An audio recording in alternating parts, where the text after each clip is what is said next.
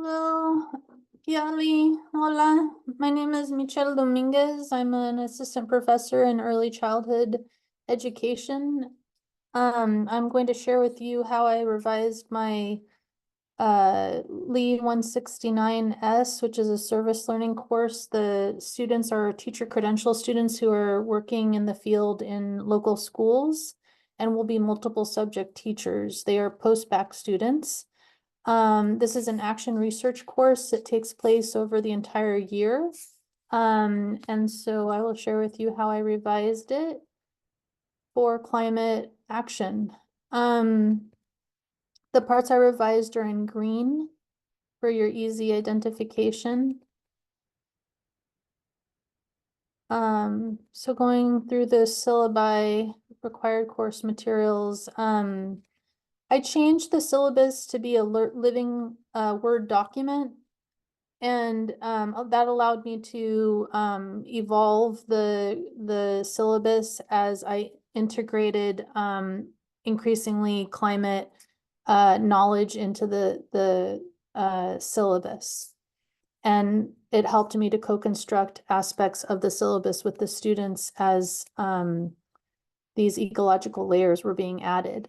So in the course specific series goals, I added that students will frame their inquiries around issues of climate change and resiliency. I chose my entry into expanding on this climate change and resiliency knowledge construction through the learning outcome that students will gather contextual information and apply it to their investigating puzzles of practice or their action research. So I was able to integrate layers of ecology around this goal of contextualizing their research.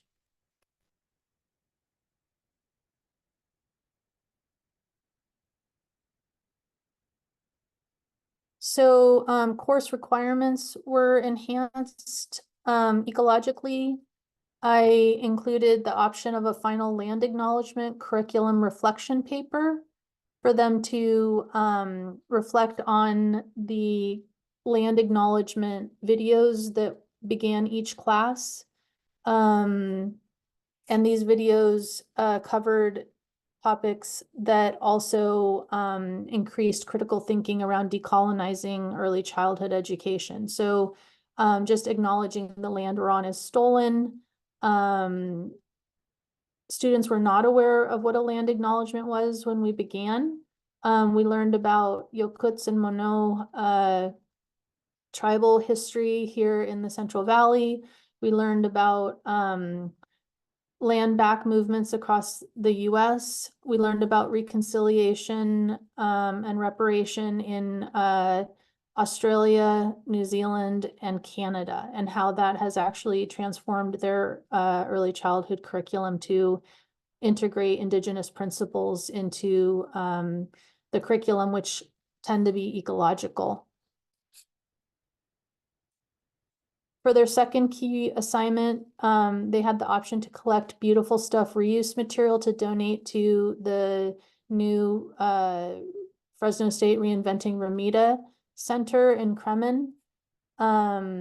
These materials are embedded with ecological knowledge in that they foster intelligent moderation in students thinking about where materials come from, how we use them, and where they go when we're done with them, and how they can be repurposed. In their final action research paper, they also had the option of doing climate action service hours with the Climate Corps, who came and spoke to our class. And at the end of the term, I held a virtual presentation with a land-based artist from the Kremen or the Fresno State Art Department on thinking with the languages of drawing and place as neuroaesthetics, to integrate a lot of the information that they had learned about land acknowledgements, Native American history and principles, as well as how that connects to decolonizing early childhood education and decolonizing research. One of the key inquiries was thinking with the research context narrative. And so we went beyond land acknowledgements to think about place-based education. They read place-based articles and as a framework for doing research with children and families. And we zoomed in on Fresno as the context of our place-based inquiry, and had zoomed out in the first few weeks of the term on land back movements and Native American history, layers of that colonialism in North America as well as globally.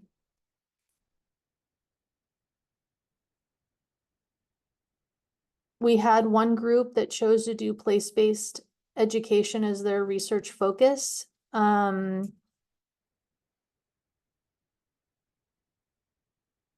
we read articles from The Atlantic on exploring the vast racial and economic inequality in Fresno, the poorest major city in California. So thinking about North American history and then Valley history, and then eventually focusing in on their neighborhood and school context. For the second inquiry cycle and selecting a focus inquiry group, I added that they could apply the lens of Indigenous or place-based principles to their teaching and evaluate the effects on designs on student learning, which is what the whole group ended up deciding to do, was to collect data on their own eco literacy or illiteracy, and their school's ecological consciousness and their students' ecological consciousness. For their lit review, they had the option of sourcing theories or frameworks from Indigenous and or place-based education. I added that.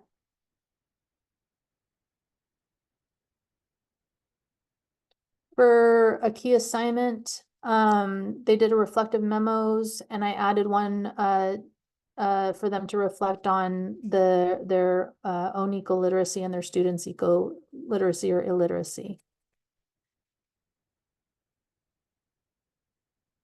I included elements in their final research paper that are highlighted here in green around recognizing their targeted and privileged identities as a social sustainability dimension to environmental sustainability.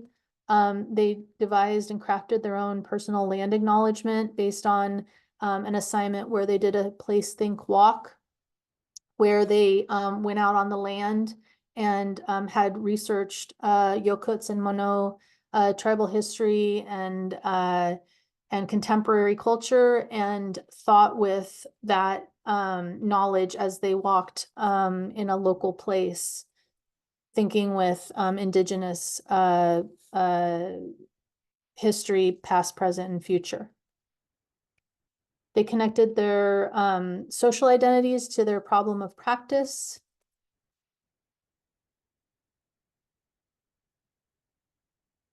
And that leads us to the actual weekly syllabus, where I'll just show you some of the layers that I added around learning with place as a global early childhood educational theoretical framework. So a lot of these place-based articles out of Canada and Australia. We watched a video about Lakota Nation versus the United States. We did a Fresno State land acknowledgement at the beginning of every class. It was accompanied by a land acknowledgement video. We talked about the differences between land back and land acknowledgement, and going beyond land acknowledgements, how they're connected to early childhood education and colonization.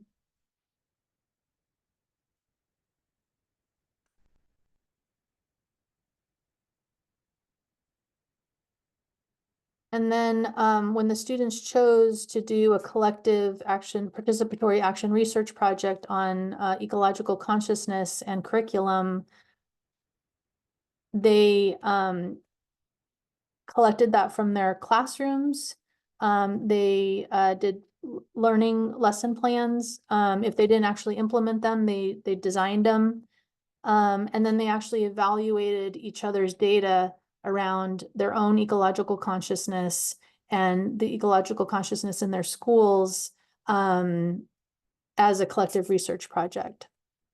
And like I said, in the end of the term, they attended a online webinar with a land-based native Choctaw artist on thinking with the languages of drawing and place as neuroaesthetics. Thank you for listening.